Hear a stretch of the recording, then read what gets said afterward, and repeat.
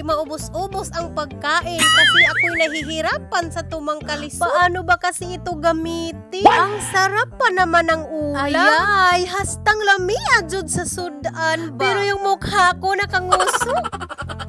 So for today's video, day, ang inyong kagalak ay nagbiyahe.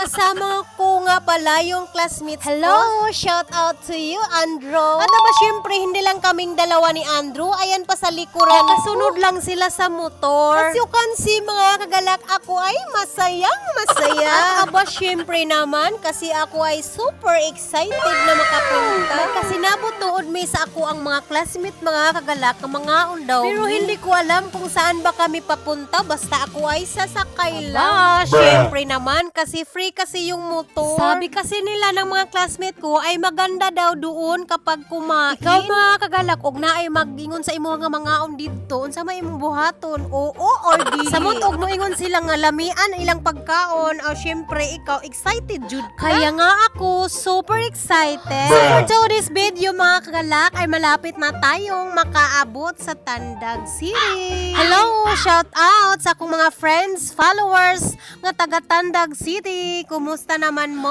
Makasana all na lang ko sa injuhang lugar, no? Kaya naana mo yung McDonald's. Gunya, naana ko sa Tandag. Ito lang yung masasabi ko. Ang init ng panahon. At as you can see, may aktaw. Oh my God. Ginagawa mo.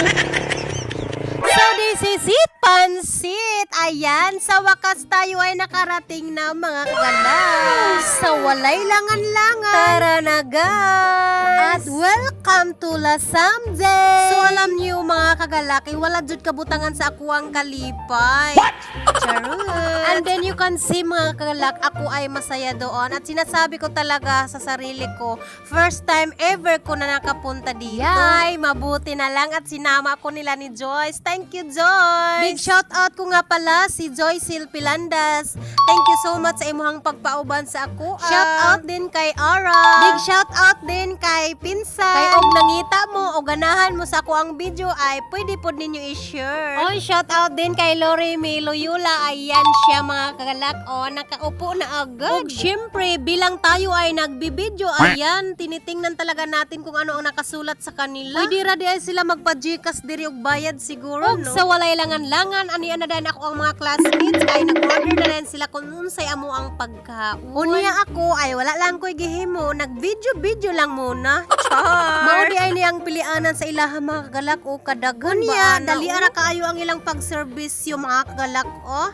Naana dayon o, diba? Ayan yung classmate ko, nakakain na agad. At may sinabi si Lore Loyola. Sabi niya, paano daw ito gamitin? Sobrang lingawa jud mi diring dapita mga kagalak ba? Unsaon manggod nga wala manggod ni sa bukid. Hastang nahirapan kami jud sa tumang kalisod sa paggamit og stick. Unyang ako ang classmate nga si Ara Chances, ayan o, nagpahilom-hilom ra na siya. Wala siya nagpahalata nga dili po di siya kabalo mo gamit og stick. Uy, naamig chika sa inyo ha mga kagalak. Alam nyo ba, habang hindi pa kami kumakain, ang mga trabahante diri ang dapita mga kagalak, sila ay naglalis. Uy, nakaingon jud ko nga pwede siguro mi manghawa. Dapat pag naa ang ilahang mga customers, dili sila managsinggitay. Naku talaga na naglalis jud sila ba. Ayan na si Loremi, sinabi talaga niya paano daw ito gamitin ang stick. What? Ayan, hindi maubos-ubos ang pagkain kasi ako'y nahihirapan sa tumang kalisod. Paano ba kasi ito gamitin? Ang sarap pa naman ng ulam. Ay, hastang lamia jud sa sudan ba? Pero yung mukha ko nakanguso.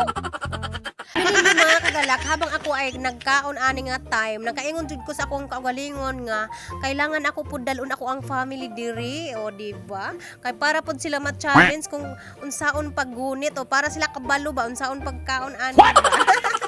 So that's all mga kagalak, yun lang yung updates ko. Bye-bye.